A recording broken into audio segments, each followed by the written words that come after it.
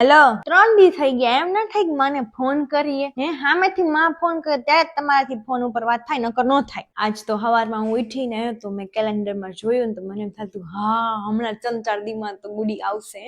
એવી હરખાઈ ગઈ ને હરખમાં બધું કામ કરી નાખ્યું, ઘર સાફ કરી નાખ્યું આખું. મેં તો ઘરે કેમ આવું એટલે શું છે, હોળી નથી આવતી, રજા આવે છે ને ઉપરથી શનિ રવિ આવે છે તો 3-4 દિન રજા હશે જ તારે. હું નથી આવવાની હોળી ઉપર, કેવું છે ને મનમાં જરાય લપ કરતી નહીં. તે સંક્રાંતમાં શું કીધું તું મમ્મી હોળી ઉપર આવીશ, ત્યાં 3-4 દિનની વધારે રજા લઈને આવીશ. એટલે મેં કીધું વાંધો નહીં ભાઈ, છોકરા આવશે હોળી ઉપર. હવે એમ કે હોળી ઉપર નહીં આવ, અમારે તમારી ખાલી વાટ જ જોવા હાટુ બેઠા છીએ. હું અહીંયા છે ને રોજ કેલેન્ડરમાં છે ને આમ ચોકડા મારું છું 15 દી થયા કે 15 દી બાકી, 14 દી બાકી. હવે અત્યારે તમે આવું કર્યું કે નહીં આવું, ઈ વળી હું નહીં આવું, રજા નથી મળતી. એમ કેમ રજા ન મળે તમને? આખા ગામને રજા હોય. દેતાર સાહેબ ને ફોન, હું વાત કરું. એમ શેની રજા ન આપે? માણા 2 દી તહેવારમાં ઘરે ન આવી શકે. દે સાહેબ ને ફોન, હું વાત કરું છું. ના દે તું, હું વાત કરું તારા સાહેબ ને. હા જો તમારો અહીંયા રમવાનો પ્લાન છે, હવે ખબર પડી કે કેમ નથી આવું. કોણ કોણ જવાના? છોકરીઓ છે કે છોકરા છે? તું છે ને મને ખોટું બોલી બોલીને બધે જા છો. તારા બાપાને ખબર પડે છે ને પછી મને પૂછે છે કે આ ક્યાં ગઈ તી, કોના ભેગી ગઈ તી. મારે શું જવાબ દેવાના એમને?